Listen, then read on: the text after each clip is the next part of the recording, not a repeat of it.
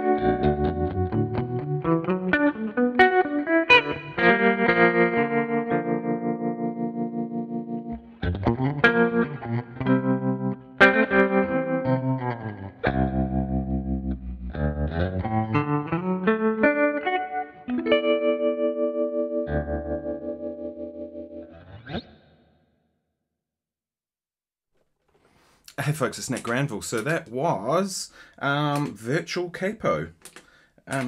It's pretty cool, isn't it? You know, I mean, I'm playing regular guitar, but the Fractal actually transposes me down a fifth.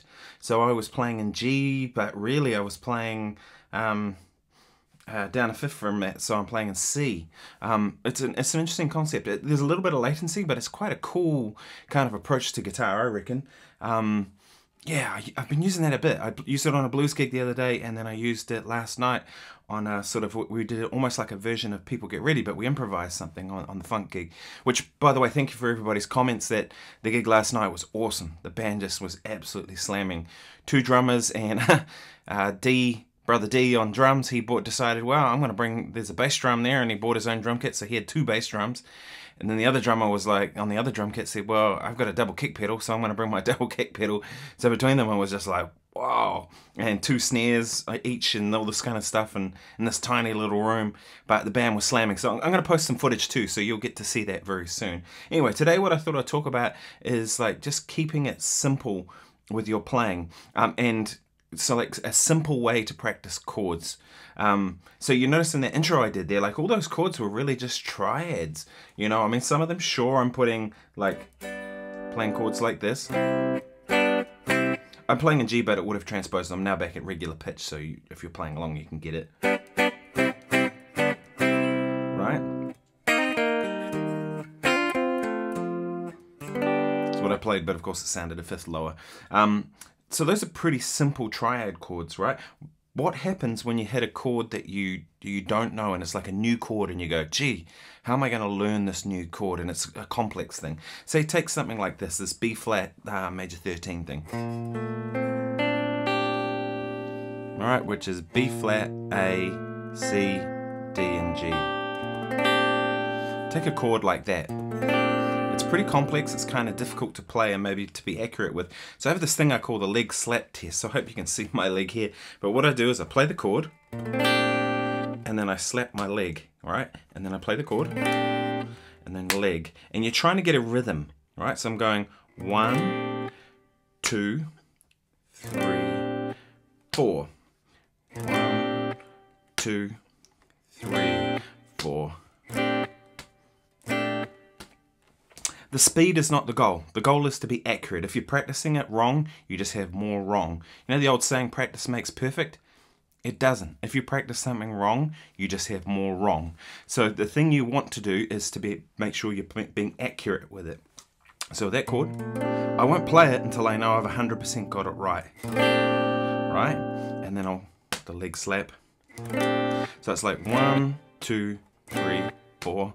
1, 2, 3, 4. Cool. So that's a really great way. I call it the leg slap test with students, right? So you play the chord, you slap, and then what happens is you start to, your fingers know where to go. They almost develop a muscle memory, if you will. And then the next thing to do is say that chord is going to go to, say, E flat major 7. So we have a voicing like this: E flat, G, D, E flat. Can you see that one? Then what I do is I go 1, leg, 2, back to the first chord, second chord, and then I might try and go between the two.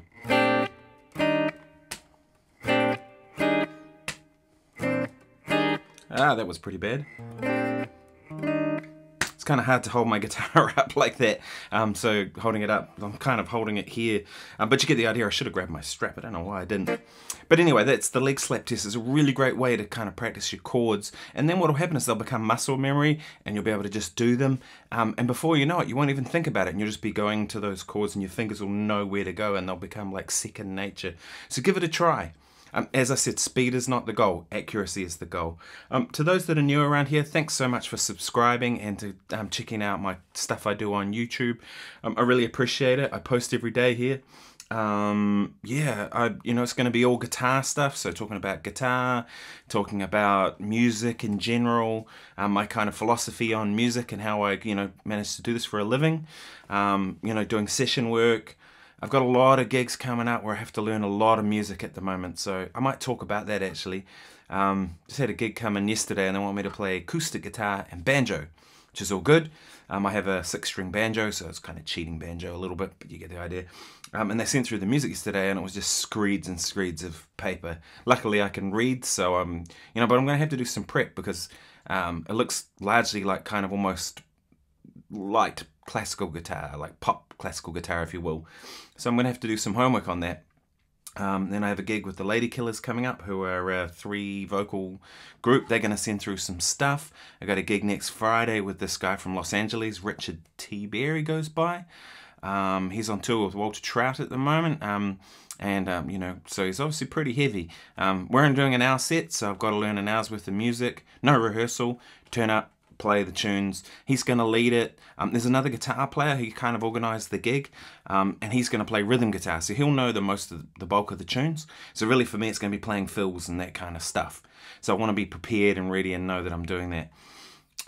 What else have I got up? Tauranga Jazz Festival's coming up. We're playing there with my trio. That'll be straight ahead.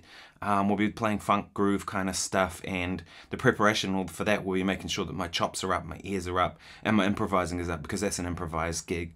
We don't plan anything, we just play. We drift in out of tunes like we did last night.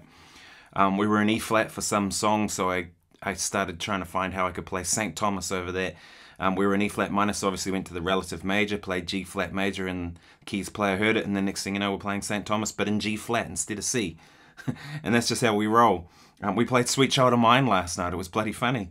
But anyway, thanks so much for checking in, and I hope you found this useful. The leg slap test, give it a go. My name's Nick Granville, and appreciate you. Thanks very much. Cheers.